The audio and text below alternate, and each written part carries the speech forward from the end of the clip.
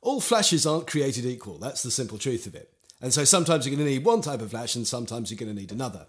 I took both the Nissin i700A and the Nissin i60A to a wedding, and I shot both of them, and I tried to filter down which one might be the right one for you to buy.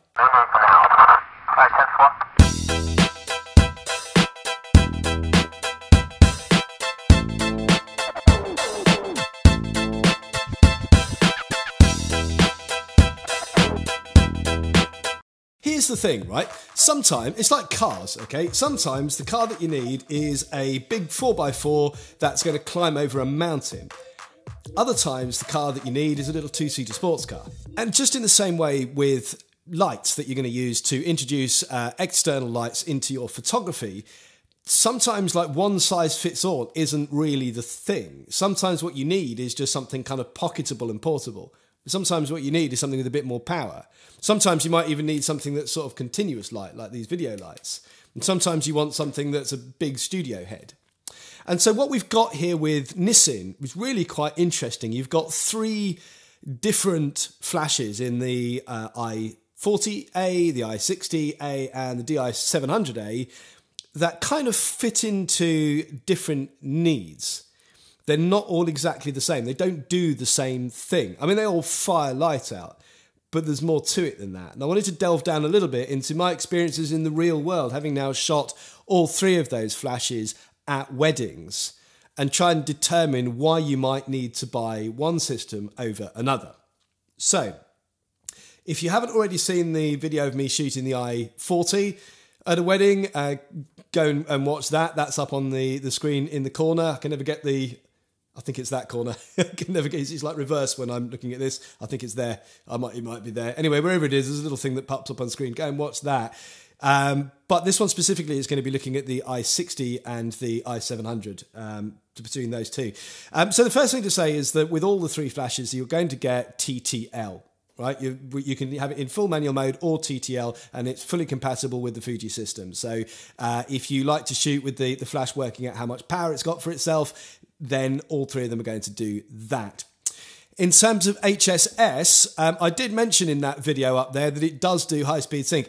It wasn't something, I didn't have the flash for very long, and I didn't have time to actually test that out, particularly myself at the time. So I was kind of going by the specs, and what I hadn't realised then was that currently, with the current gen of that flash, it isn't available. It may well be at some point, in the future, but certainly at the time when I was recording that, the high-speed sync isn't available on either the i60 or on the i700. There is a kind of hack. There's a hidden mode for the i40. So if you do a lot of high-speed sync, that's the one to go for. Between these two, though, the first thing is obviously noticeable in the size. The i60, although it is considerably bigger than the i40, is loads smaller than the i700. And when you're dealing with these smaller cameras, that's really nice. It's a joy, and it feels nicely balanced on the camera. In terms of the flash output, they're remarkably similar. This one has a guide number of 56, this one has a guide number of 60, even though it's slightly smaller.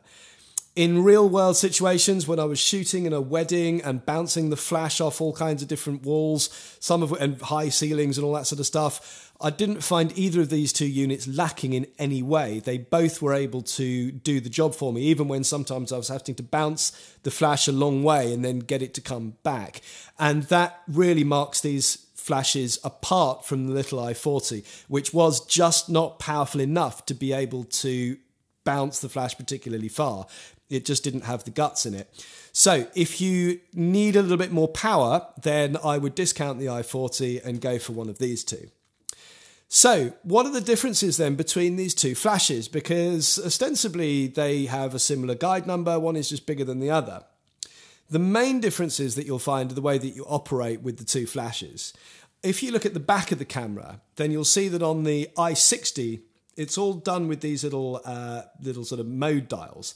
You can get to everything just by looking down at the screen and seeing exactly what mode you're on a scrolly wheel thing. And you can adjust the exposure compensation up and down with this little button here. And it feels very much like the scrolly wheel systems that you get on your Fuji cameras, particularly if you're using something like an X-T or X Pro series body. They do tend to have those sort of swizzly wheels on. So that feels great. But when you come over to the Di700, this has got a beautiful big screen on it. It is one of the, in fact, I would say it's the nicest screen that I've ever seen on any flash unit. It is just a delight to work with. It's so big and beautiful, and these backlit sort of colour LEDs that come through are just fantastic. It's so easy to see in daylight, so easy to see at night. It really is a joy to use. And the big icons that you use for changing between the modes, from automatic to TTL to manual to the sort of connected modes, these are all super bright, super big, and easy to use.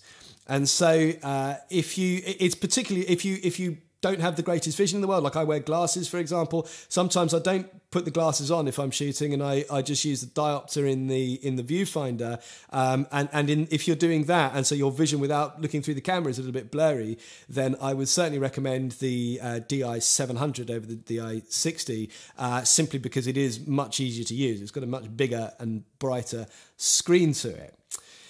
The other huge difference between them in terms of the way they use is actually something that you don't think of particularly often when using flashes out in the field, and that's how you put the batteries in and out. If you're shooting a wedding, you can get through more than one set of battery, although I had to say in this particular instance, both these flashes were able to last through a full day of shooting on their original batteries, although there weren't any getting ready shots or anything to do with this wedding. It was literally just the ceremony and the reception up until the kind of first dance. It wasn't a full day, and so but if you are needing to change batteries in there, you will find that the i60A is your standard battery door thing, so that you can if we'll just slide this off here. You slide the battery door open, and the batteries just drop out as they would in any flash that you're kind of currently used to using, and they go back in the same way.